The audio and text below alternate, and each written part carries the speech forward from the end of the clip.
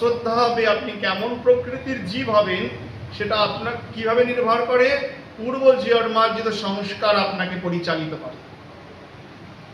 তাহলে এই যে স্বভাব, এই স্বভাবের বশবর্তী হয়েই মানুষ কি হয়, শ্রদ্ধাময় হয়। শ্রদ্ধাময় পুরুষঃ, ভগবান বললেন জীব হলো শ্রদ্ধাময়। শ্রদ্ধাময় মানে তার সংস্কারের অনুবর্তন হয়। যো ইয়ৎ শ্রদ্ধা স এব স, যিনি যেমন শ্রদ্ধা অধিকারী তেমন প্রকৃতির লোক হন। কেমন শ্রদ্ধার অধিকারী জীব, ভগবান বলছেন কি সুন্দর দৃষ্টান্ত দিয়ে, যজন্তে সাত্ত্বিকা দেবান যক্ষ রক্ষাংসি রাজসঃ প্রেতান ভূতগণাংশ্চান্যে যজন্তে তামসায়নঃ। তো যা মানুষের যা স্বভাব, সেই স্বভাবই তো শ্রদ্ধার উৎপত্তি করছে। তো যারা সাত্ত্বিক প্রকৃতির লোক, যারা সাত্ত্বিক স্বভাব নিয়ে জন্মেছে, যারা শুদ্ধ, যারা নির্মল স্বভাব নিয়ে জন্মেছে, তারা কি করেন, যজন্তে সাত্ত্বিকা দেবান। তারা কি করে, তারা দেবতাগণের উপাসনা করে। কারা দেবতাগণ উপাসনা করে, যারা সাত্ত্বিক স্বভাব নিয়ে জন্মেছে। অর্থাৎ তাদের শ্রদ্ধাটা কেমন, সাত্ত্বিক শ্রদ্ধা হয়েছে, শুদ্ধ শ্রদ্ধা। এই সাত্ত্বিক শ্রদ্ধাকে আবার দুই ভাগে ভাগ করেছেন শাস্ত্র। একটা সত্য এবং রজনীশ্রিত শ্রদ্ধা, আরেকটা শুদ্ধ সত্যময় শ্রদ্ধা। ভালো করে বুঝবে, সাত্ত্বিক শ্রদ্ধা কয় প্রকার, দুই প্রকার। একটা হলো সত্য এবং রজনীশ্রিত শ্রদ্ধা, অর্থাৎ দেবতার পূজা করি, কিন্তু দেবতার কাছে কি চাই, দেবতার কাছে কাম্য বস্তু প্রার্থনা করি, বলি ধন দিও, জন দিও, সম্পত্তি দিও, এইসব প্রার্থনা করি। এই শ্রদ্ধাকে শাস্ত্র বলছেন রজ এবং সত্য মিশ্রিত শ্রদ্ধা। আর যে শুদ্ধ সত্য শ্রদ্ধা, সেই শ্রদ্ধায় জীব কি করে, ভগবানের উপাসনা করে। ভগবানের উপাসনা করতে গেলেও সত্যগুণের প্রয়োজন আছে। সত্যগুণ না থাকলে কেউ ভগবত উপাসনা করেন না। যে আপনারা এখানে এসে বসছেন শ্রীমন্দিরে, এটা আপনাদের শ্রদ্ধা এখানে নিয়ে আসছে, আপনাদের পূর্বজন্মের সংস্কার আপনাকে নিয়ে আসছে। সংস্কারের মধ্যে সত্যগুণ আছে বলেই আপনারা এখানে আসছেন। রজস্তমগুণ, তমগুণ থাকলে আপনারা শ্মশানে যেতেন। এখানে মন্দিরে ভগবত সম্মুখে বসছেন, তার মানে আপনাদের মধ্যে সাত্ত্বিকী শ্রদ্ধা আছে। সেই সাত্ত্বিকী শ্রদ্ধা যদি দেবতাগণের উপাসনায়, কিছু কাম্য বস্তু প্রার্থনায় হয়, তাকে বলছে, তাকে কি বলছে, রজ এবং সত্য মিশ্রিত শ্রদ্ধা। আর সেই সাত্ত্বিকী শ্রদ্ধা যদি ভগবত ভক্তি প্রার্থনায় হয়, আর কিছু চাই না প্রভু, ভগবত ভক্তি চাই, এই প্রার্থনা যদি হয়, একে বলছেন শুদ্ধ সত্য মিশ্রিত শ্রদ্ধা। বুঝে গেল, সাত্ত্বিক শ্রদ্ধা। ভগবান এবার বললেন রাজসী শ্রদ্ধা কেমন হয়, যক্ষ রক্ষাংসি রাজসঃ।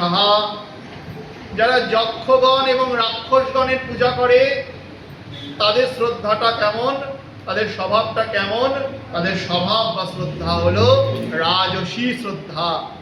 মানুষকে এইভাবেই চেনা যায়। তারা যক্ষের পূজা করে। যক্ষের পূজা করলে কি হবে, যক্ষের দেবতা কে জানো, যক্ষের অধিপতি কে, যক্ষদের অধিপতি হলেন কুবের। কুবের কি করেন, ধন সম্পত্তিকে রক্ষা করেন, পাহারা দেন, দান করেন না, পাহারা দেন। তাই এরা যক্ষের পূজা করে, যাতে ওদের ধন সম্পত্তি রক্ষা পায়। আর কার পূজা করে, রক্ষাংসী, অর্থাৎ রাক্ষসগণের পূজা করে, যাতে অন্যের অনিষ্ট সাধন করা যায়। তাই ওরা যক্ষ রাক্ষসের পূজা করে। ওদের শ্রদ্ধা কেমন, রাজসী শ্রদ্ধা, যাতে আরো বেশি করে কিছু ভোগ করা যায়, আরো বেশি করে ধন সম্পত্তিকে রক্ষা করা যায়। তাই আমরা যক্ষ এবং রাক্ষসের পূজা করি। এই শ্রদ্ধাকে কি বলছেন, রাজসী শ্রদ্ধা। প্রেতান ভূত গণাংশ্চান্যে যজন্তে তামসায়নঃ। যারা তামসী শ্রদ্ধাযুক্ত, তামসিক স্বভাবযুক্ত, তারা কার পূজা করে, ভূত প্রেতাদির পূজা করে।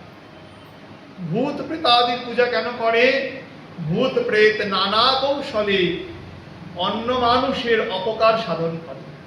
সেই অপকার যেন আমরাও করতে পারি, তাই তারা কি করে, ভূত প্রেতকে নিজের বশীভূত করে নিয়ে অন্যের অপকার সাধন করে না? মারণ, উচাটন, বশীকরণ, নানা রকমের তন্ত্রবিদ্যার দ্বারা মানুষের ক্ষতি সাধন করে তো। শ্মশানে গিয়ে তন্ত্র সাধনা করে নানা রকম। এই যে উপাসনা, এই উপাসনা কি বলছেন যে তামসী উপাসনা। যেহেতু তারা তামসিক উপাসনা করে, তাদের স্বভাবটা কেমন? তাদের স্বভাবটাও তামসিক, তাদের শ্রদ্ধাও তামসিক। ভগবান শ্রীকৃষ্ণ অর্জুনকে 3 প্রকার শ্রদ্ধার কথা বললেন। কয় প্রকার? 3 প্রকার। সাত্ত্বিক উপাসনা, সাত্ত্বিক শ্রদ্ধা, রাজসিক শ্রদ্ধা আর তামসিক শ্রদ্ধা।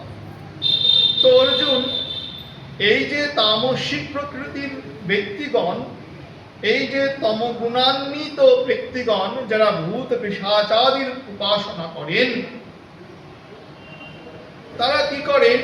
তাদের স্বভাবটা তামসী হওয়ার কারণে, তাদের শ্রদ্ধা তামসী হওয়ার কারণে তারা ঘোর অশাস্ত্রীয় তপস্যা করে।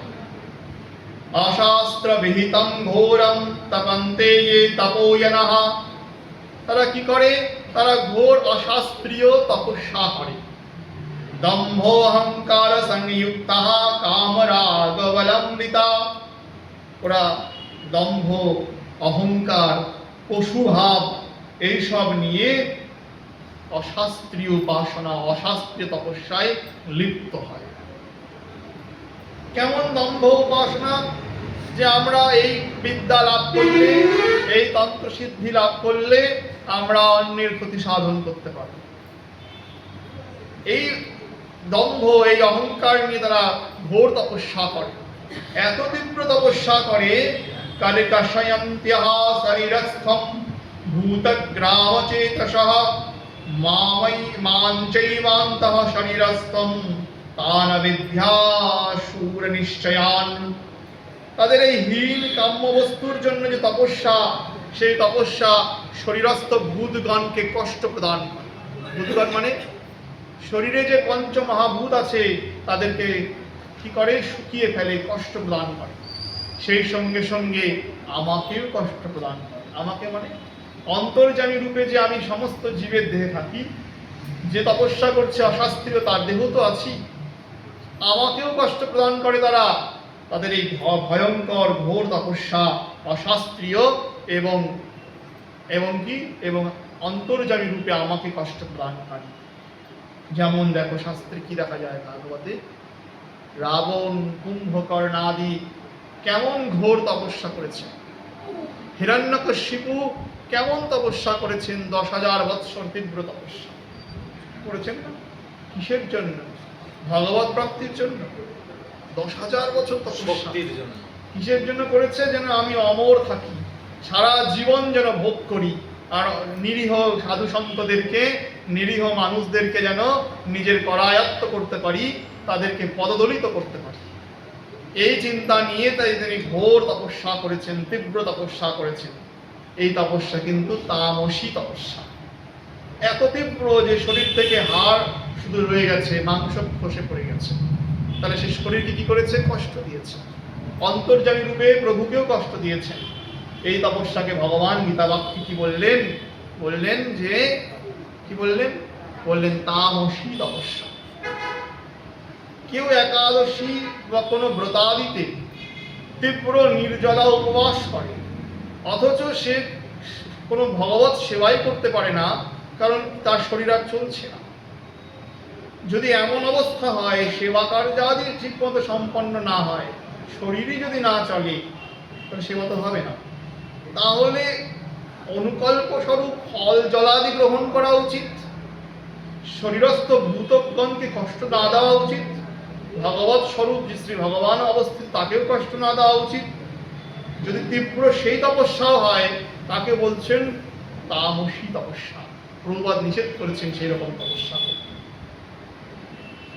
আচ্ছা, যা হোক, তো বোঝা গেল যে সাত্ত্বিকী, রাজসী এবং তামসী এই 3 প্রকারের শ্রদ্ধা হয়।